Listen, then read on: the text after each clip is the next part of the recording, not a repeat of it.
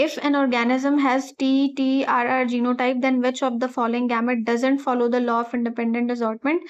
इसमें उसने ये कहा था मेंडल ने कि लॉ ऑफ इंडिपेंडेंट असॉर्टमेंट में आप जिन दो ट्रेड्स को डिस्कस कर रहे होंगे उन दोनों ट्रेड में से एक जो एलील है या एक जो कहना चाहिए उसका है एलील, वो आगे इंडिपेंडेंटली असॉर्ट होगी। सो ऑप्शन ए भी ठीक है, बी भी ठीक है, C is wrong, capital R and small R, क्योंकि आपके पास दोनों ट्रेड्स जो हैं वो इंडिपेंडेंटली असॉर्ट होती। Pea plant with yellow round seed are crossed with plant having green and wrinkled plant. So हमें पता है कि आपके पास जब होमोजाइगस डोमिनेंट और होमोजाइगस रिसेसिव का क्रॉस करवाया जाता है तो F1 जनरेशन में आपके पास हेट्रोजाइगस डोमिनेंट इंडिविजुअल जो हैं वो शो हो जाते हैं।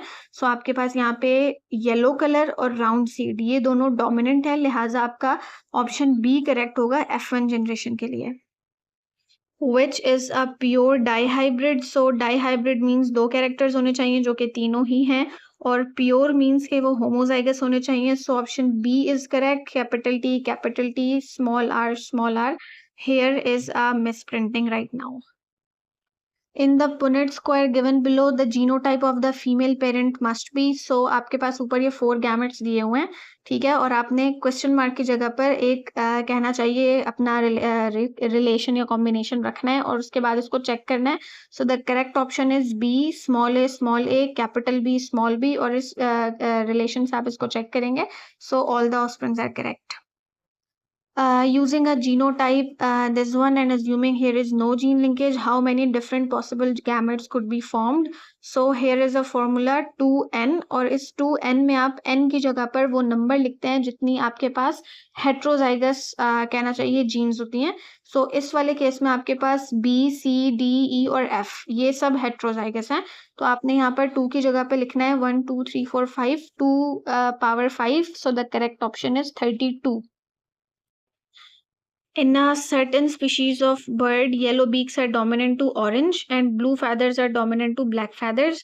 So यहाँ पे कहा जा रहा है आपको ये लॉ ऑफ इंडिपेंडेंट असॉर्टमेंट का ही एक केस है जिसमें जस्ट आपके कैरेक्टर्स को चेंज कर दिया गया है और आपसे पूछ रहे हैं कि F2 जनरेशन में, यानी कि जब आप हेट्रोजाइगस बर्ड्स का क्रॉस करवा दोगे तो फिर आपके पास जो F2 जनरेशन बनेगी तो उसके अंदर आपके पास जो कहना चाहिए येलो बीक्स और ब्लू फेदर्स यानी कि जो डोमिनेंट टाइप है वो कितनी होगी।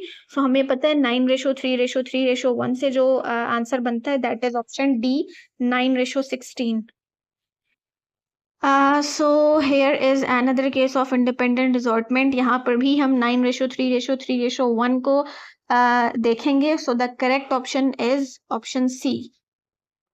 In a monohybrid cross between two heterozygous tall plants, what will be the genotype ratio? So the ratio is 1:2:1, जिसमें से 1 जो है that is pure dominant और इसके बाद वाला 1 है pure recessive और जो 2 है that shows the heterozygous individual. So the correct option is B.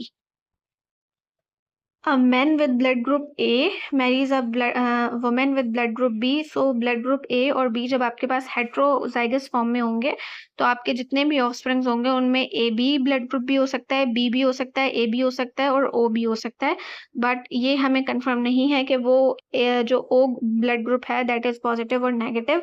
So the correct option is D. Which of the following statement correctly describe the test cross? So test cross आप करते हैं homozygosity या heterozygosity को find करने के लिए किसी भी अननोन जीनोटाइप के दरमियान और उसका क्रॉस करवा देते हैं होमोजाइगस रिसेसिव के साथ, ठीक है। So the correct option is B.